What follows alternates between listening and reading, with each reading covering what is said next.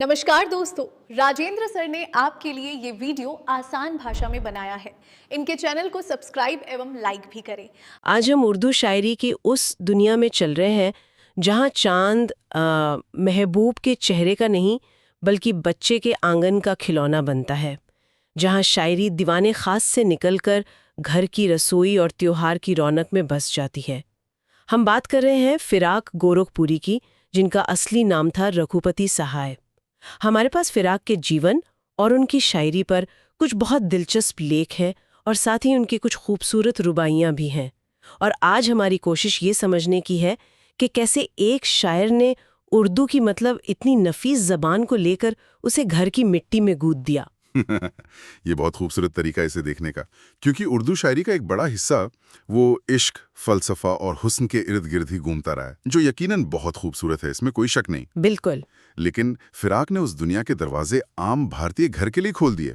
उन्होंने दिखाया कि एक माँ का अपने बच्चे को हवा में उछालना भी उतनी ही गहरी शायरी हो सकता है जितनी लैला मजनू की कोई दास्तान। तो चलिए फिराक की कहानी से ही शुरू करते हैं। और उनकी कहानी तो शुरू से ही मतलब चौंकाने वाली है। सोचिए, एक नौजवान जो 1917 में डिप्टी कलेक्टर के पद के लिए चुना जाता है। उस जमाने में, हाँ, उस जमाने में ये किसी सपने के सच होने जैसा था और वो उसे 1 साल में ही स्वराज आंदोलन के लिए छोड़ देता है। ये किस मिट्टी की बने थे? और ये तो बस शुरुआत थी। 1920 में स्वतंत्रता आंदोलन में हिस्सा लेने की वजह से उन्हें 1.5 साल जेल में भी काटने पड़े। अच्छा। हाँ, और बाद में वो इलाहाबाद विश्वविद्यालय में अंग्रेजी साहित्य के प्रोफेसर बने। अब ये दो पहचाने देखिए, एक तरफ जेल जाने वाला क्रांतिकारी और दूसरी तरफ अंग्रेजी का एक विद्वान प्रोफेसर। और यही तनाव, ये विरोधाभास तो उनकी शायरी में भी दिखता होगा। मेरा मतलब है, एक क्रांतिकारी और एक शिक्षाविद एक ही इंसान में, ये कैसे मुमकिन हुआ? आपने बिल्कुल नब्ज पकड़ ली। यही तनाव तो उनकी शायरी की जान है। देखिए, एक तरफ अंग्रेजी साहित्य के प्रोफेसर की तरह वो शेक्सपियर और कीट्स को पढ़ के इंसानी मनोविज्ञान की गहराइयों को समझते थे, और दूसरी तरफ एक स्वतंत्रता सेनानी। हाँ, दूसरी तरफ एक स्वतंत्रता सेनानी की तरह उनकी नज़र हमेशा धूल में खेलते बच्चे और चूल्हा फूकती माँ के दुख दर्द पर रही। इसीलिए उनकी शायरी में वात्सल्य की मिठास भी है और गरीबी की वो कड़वाहट भी जो चुभती है। ये दोनों धाराएं साथ साथ बहती हैं। वाह। और जाहिर है उनके इस काम को पहचान भी मिली। गुले नगमा के लिए साहित्य अकादमी पुरस्कार, फिर ज्ञानपीठ पुरस्कार और सोवियत लैंड नेहरू अवार्ड भी। ये सम्मान बताते हैं कि उन्होंने कुछ बहुत ही अलग किया था। उन्होंने उर्दू शायरी की रूह को नहीं बदला, उसके जिस्म को एक नया लिबास पहना दिया।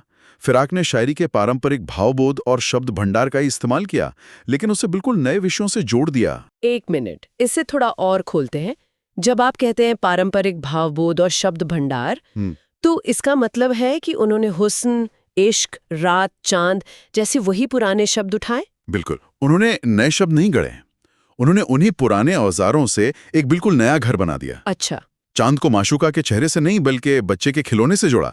रात को विरह के दर्द के लिए नहीं बल्कि छत पर चटाई बिछाकर सोने के सुकून से जोड़ा। समाज का दुख दर्द उनकी शायरी में कोई किताबी फलसफा नहीं बनता, वो एक निजी अनुभव बनकर उभरता है। और मैंने पढ़ते हुए एक बहुत दिलचस्प चीज नोट की कि उन्होंने मीर और गालिब की कहने की शैली को अपनाया। ये कहने की शैली क्या है? क्या इसका मतलब सिर्फ बोलना है? नहीं, ये बहुत गहरा है। उर्दू शायरी में कहा जाता है कि शेर कहे जाते हैं, लिखे नहीं जाते। हाँ, सुना है मैंने। तो कहने की शैली का मतलब है जब शेर ऐसा लगे जैसे कोई आपसे सीधे दिल से बात कर रहा हो, बनावटी या किताबी नहीं। गालिब का अंदाज दार्शनिक था, वो दिमाग पर असर करते थे। मीर का अंदाज दर्द भरा था, वो सीधे दिल में उतरते थे। और फिराक ने उसी बेतकल्लुफी को, उसी सीधेपन को उठाया और उसे आंगन की मिट्टी, माँ की लोरी और दिवाली के दिए से जोड़ दिया। उन्होंने शास्त्रीय अंदाज को, आप कह सकती हैं कि घरेलू बना दिया। उनकी जिंदगी के बारे में जानकर ये तो साफ है कि वो किसी दायरे में बंधने वाले इंसान नहीं थे। और मुझे लगता है कि यही बगावत उनकी शायरी में सबसे ज्यादा दिखती है, खासकर उनकी रुबाइयों में।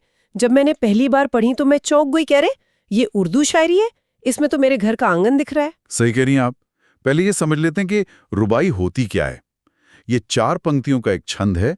इसकी पहली, दूसरी और चौथी पंक्ति में तुक यानी काफिया मिलता है, जबकि तीसरी पंक्ति आजाद होती है। मतलब एक छोटे से कैप्सूल की तरह। बिल्कुल, एक छोटे से कैप्सूल की तरह, जिसमें एक पूरा का पूरा दृश्य, एक पूरी कहानी या एक गहरा ख्याल बंद होता है।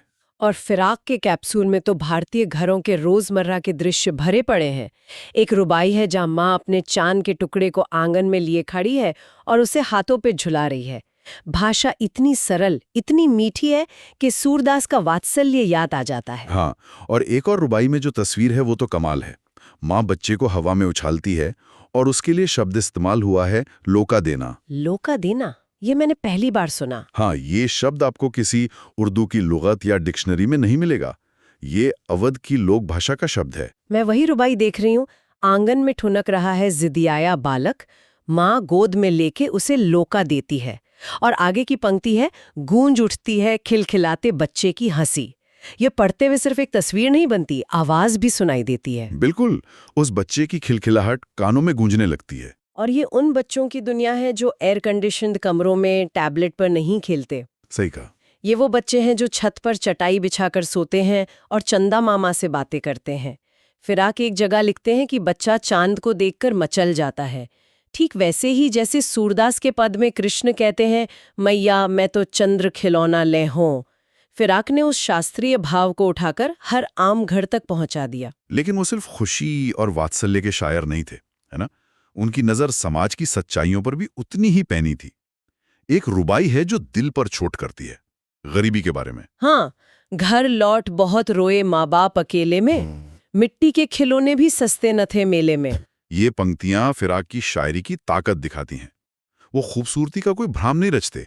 वो दिखाते हैं कि जिस दुनिया में एक माँ बच्चे को चांद का टुकड़ा कहकर प्यार करती है, उसी दुनिया में एक माँ बाप अपने बच्चे को एक मिट्टी का खिलौना भी नहीं दिला पाते। ये यथार्थवाद उनकी शायरी को बहुत वजन देता है। वो ख्वाब दिखाते हैं लेकिन पैर जमीन पर रखकर। बिल्कुल। और ये जमीन है भारतीय त्योहारों की, यहाँ के रीति रिवाजों की। दिवाली का जिक्र आता है तो ऐसा लगता है जैसे हम सब कुछ अपनी आंखों से देख रहे हैं।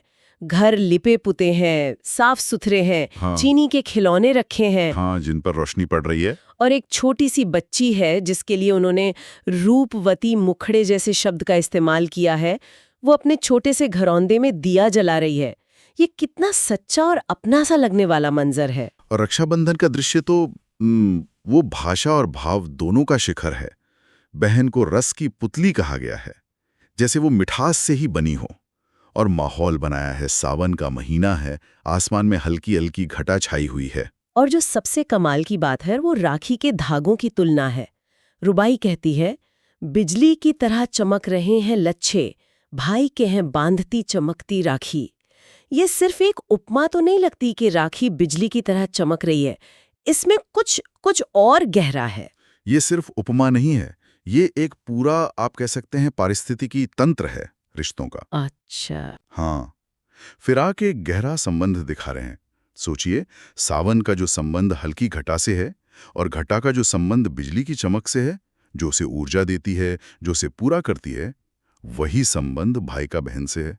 वाह। तो राखी के वो चमकते धागे उस रिश्ते की ऊर्जा, उसकी शक्ति और उसकी पवित्रता का प्रतीक हैं। ठीक वैसे ही जैसे बादलों के बीच बिजली चमकती है, ये उस रिश्ते की तूफानी ताकत और रोशनी दोनों को एक साथ दिखाता है। कमाल है, मतलब उन्होंने प्रकृति के तत्वों को इंसानी रिश्तों की गहराई समझाने के लिए इस्तेमाल कर लिया। और जो भाषा है वो तो अपने आप में एक अध्ययन का विषय है। लोका देना, गेसुओं में कंघी करना, जिद्याया बालक, रस की पुतली, ये ना तो खालिस उर्दू है न खालिस हिंदी। ये क्या है? आपने बहुत अहम बात पकड़ी। और ये सिर्फ मिला जुला रूप नहीं है, ये एक तरह से एक राजनीतिक और सांस्कृतिक बयान भी है। वो कैसे? यही वो हिंदुस्तानी भाषा थी जिसके बारे में गांधी जी बात करते थे। एक ऐसी जबान जो आम आदमी बोलता है, जिसमें संस्कृत के तत्सम शब्द भी हैं, फारसी की नज़ाकत भी है और गांव देहात के मीठे शब्द भी। मतलब उस दौर में जब भाषा को धर्म और पहचान से जोड़ा जा रहा था। बिल्कुल, उस दौर में फिराक की हिंदुस्तानी जबान एक पुल बनाने का काम कर रही थी। ये गांधी के सपने की, आप कह सकते हैं, साहित्यिक अभिव्यक्ति थी। तो एक तरह से वो ये कह रहे थे कि हमारी रोजमर्रा की जिंदगी, हमारे घर, हमारे रिश्ते, ये किसी भी ऊंची शायरी से कम नहीं है। भगवान को ढूंढने के लिए मंदिरों या मस्जिदों में जाने की जरूरत नहीं है। हाँ, वो तो एक माँ की मुस्कान में या दिवाली के दिए की रोशनी में भी मिल सकता है। बिल्कुल। उन्होंने भौतिक और दिव्य के बीच की दीवार को ही गिरा दिया। एक रुबाई है जो इसे बात को सबसे खूबसूरती से कहती है। एक बच्चा है जो चांद के लिए मचल रहा है, जिद कर रहा है कि मुझे वही चाहिए। तो माँ उसे बहलाने के लिए एक आईना ले आती है और कहती है, देख आईने में चांद उतर आया है। वाह, बच्चे के लिए तो आईने में दिख रही परछाई भी असली चांद ही है। उसकी कल्पना में कोई फर्क नहीं है ना? सही बात। फिर आंख यही दिखा रहे हैं, जो भौतिक है यानी आईने में दिख रही परछाई, वही उस बच्चे के लिए दिव्य है यानी असली चांद। हमारी दुनिया की छोटी छोटी चीजों में ही वो सारा सौंदर्य, वो सारी दिव्यता छिपी हुई है, बस देखने वाली नजर चाहिए। तो यहाँ से एक सोचने वाली बात निकलती है, क्या फिराक की शायरी खुद उस आईने की तरह नहीं है जो हमें हमारी ही रोजमर्रा की साधारण सी दिखने वाली जिंदगी में उस चांद को यानी दिव्यता और सौंदर्य को दिखाती है, जिसे हम शायद अपनी भागदौड़ में नजरअंदाज कर देते हैं? बहुत खूबसूरत ख्याल है। उनकी शायरी हमें यही तो याद दिलाती है कि सबसे गहरी कविताएं बड़ी बड़ी घटनाओं में नहीं, बल्कि जिंदगी के छोटे छोटे अनमोल पलों में छुपी होती हैं। तो आज के लिए ये सवाल छोड़ जाते हैं, हमारी अपनी जिंदगी में वो कौन सा चांद है, वो कौन सी खूबसूरती है जिसे देखने के लिए हमें बस फिराक की शायरी जैसे एक आईने की जरूरत है। नमस्कार दोस्तों, तो आपने इस चैनल को अभी तक सब्सक्राइब एवं लाइक नहीं किया तो अब कर दीजिए। धन्यवाद।